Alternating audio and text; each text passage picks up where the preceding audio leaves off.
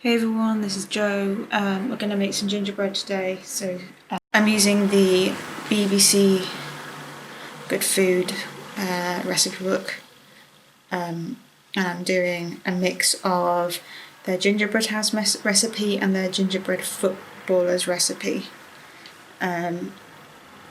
Just because in their footballers recipe they use light brown sugar, in their gingerbread house recipe they use dark brown sugar, and I want to use the dark brown sugar because I like the molasses flavour.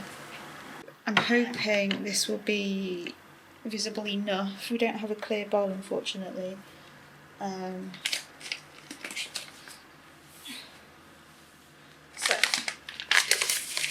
the other thing you will find out is that I am not somebody who sifts flour.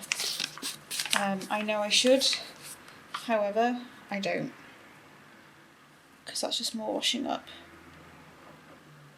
So I need 350 grams of plain flour,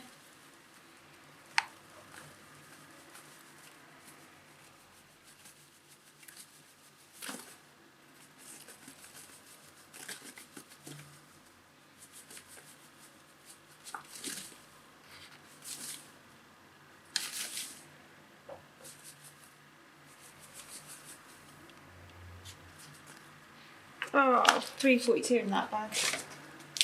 Okay.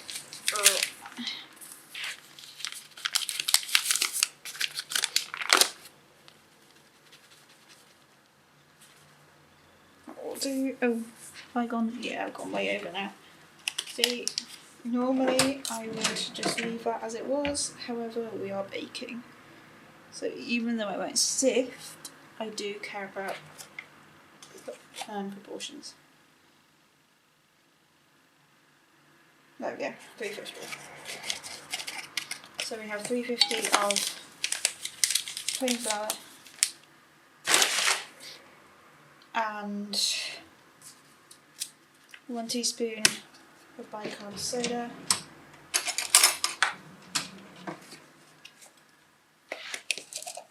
so bicarb soda goes in, and then 2 teaspoons of ground ginger. I'm doing 2 kind of heaps, 2 teaspoons, just because I want to have a really strong ginger flavour in there. Okay, I'm just going to give it a quick mix around with a fork, which kind of helps me to get some of the aeration in. And really, I could use a whisk to do this.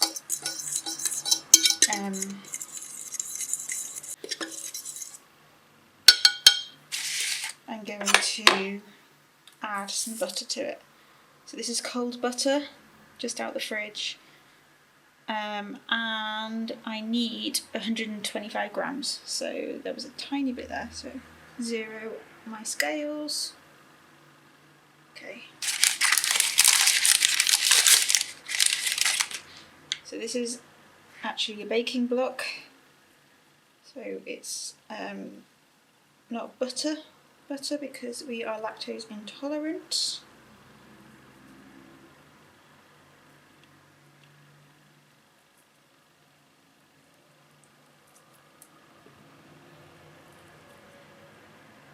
And again, the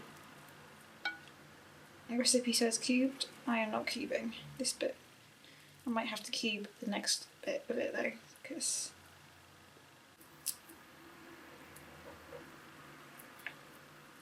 so I was a bit surprised because I was expecting this to be one of those melt everything in a pan recipes, but it's more like a traditional biscuit recipe, which is intriguing.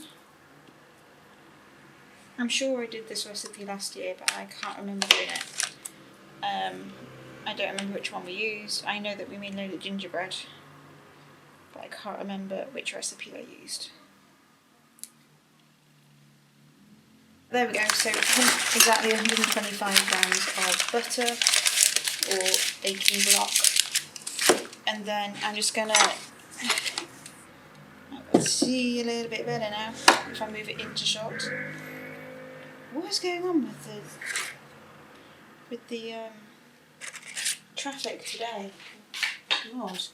Right, so now I'm just going to use my fingers to lightly break up the butter into the dry mixture. So I kind of take a pinch of this mixture and I just squeeze the butter between my thumb and the rest of my fingers. And I'm going to do it from a height. I'm doing it from a height to incorporate air because I didn't sift. So this is where I get more air in the mixture. And the idea is to get rid of any of the big lumps of butter and get a texture that's like breadcrumbs.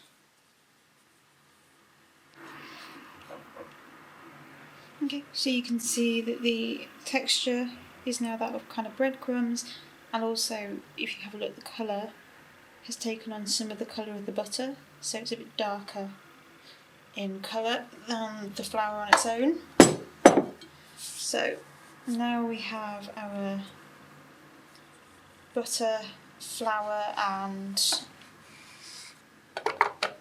bicarb and ginger done. We're going to add the sugar. And in this recipe we need 175 grams.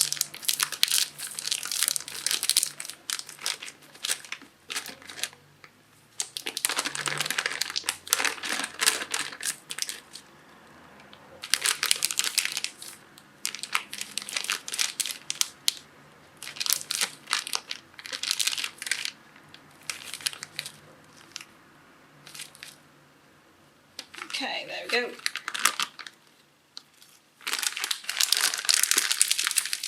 I'm actually, with the rest of this, I'm going to store it in one of my glass jars to keep it the right texture and hopefully stop it from getting dried out. Okay, then I'm going to stir it through with my fork.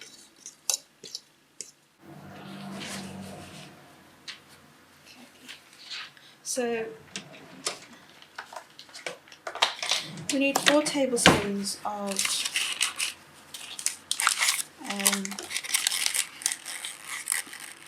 golden syrup. So, but obviously it doesn't like coming out of the measure. So I'm just taking a little bit of my butter or oil or whatever.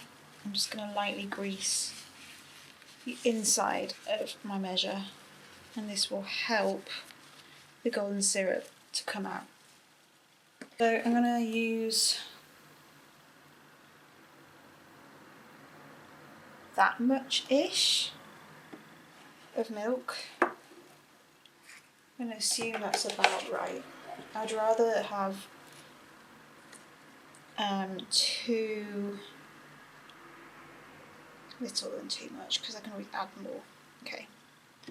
And then I'm going to add, so I'm going to add 4 tablespoons to the milk of golden syrup to the milk. I am now going to quickly,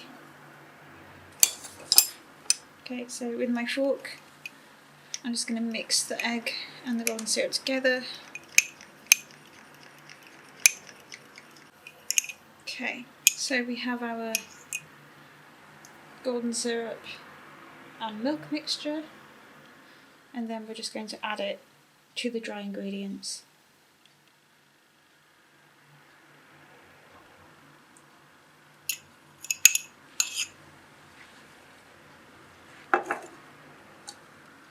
I'm going to start off mixing it with my fork, and then when it gets too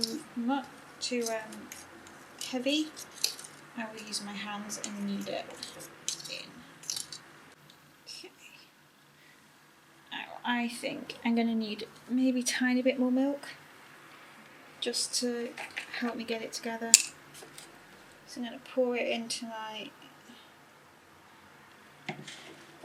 my container that I used before first. May as well mix in any excess golden syrup in. Why not? And then I'm just going to add a little bit at a time until I feel like the dough's coming together. Adding gradually is the key. Okay.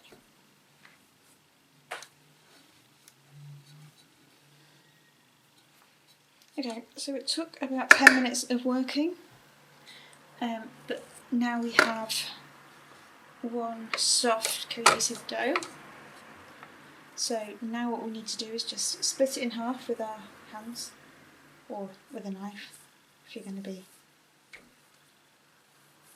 pedantic, and then roll them into balls or cylinders, whatever's easier.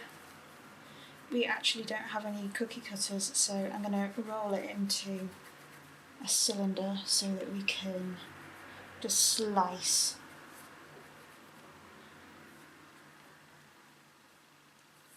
the biscuits off.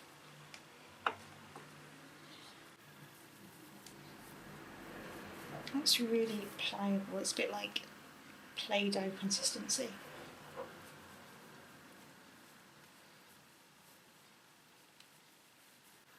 But tasty Play-Doh, not disgusting Play-Doh. That's one.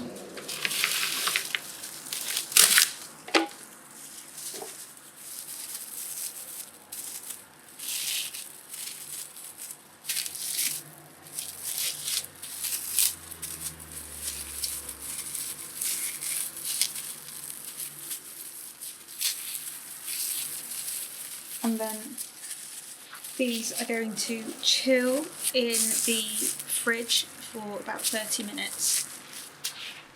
While those are chilling, it's the perfect time to clean up and make a cup of tea, I think.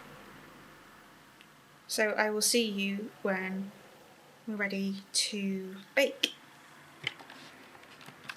Alright, so the dough is now chilled, and I'm just going to bake half of it off now, and the rest of it is staying in the fridge, and I can bake the other half another time. So the way I'm doing it, because we don't have any cookie cutters, is I'm just going to slice the cylinder. Okay, we have a silicone mat to line the cookies. I'm going to space them out because I do spread. If you don't have a silicone mat, you could use greaseproof paper.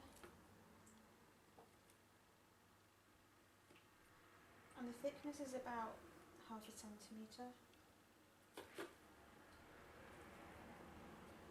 I'm not being too... Right, so these are my cookies. Once the oven has preheated, we will cook them for 12 minutes, check them, and then if they're the right colour, we will take them out, and if not, we'll give them another 3 minutes. After that, we then need to let them cool completely. Okay, so my oven is preheated. I'm just going to stick these in the oven.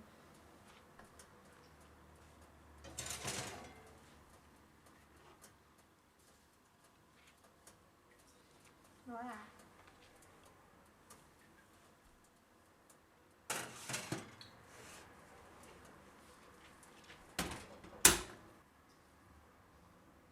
Okay, I'm actually using an oven mitt square that we've been making out of t-shirt yarn.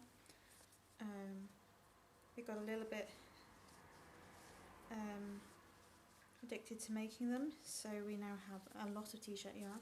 So we're thinking of making some and selling them on Etsy. And also some place settings, so a set of coasters and placemats. So if you were interested in that, please send us a message on Instagram.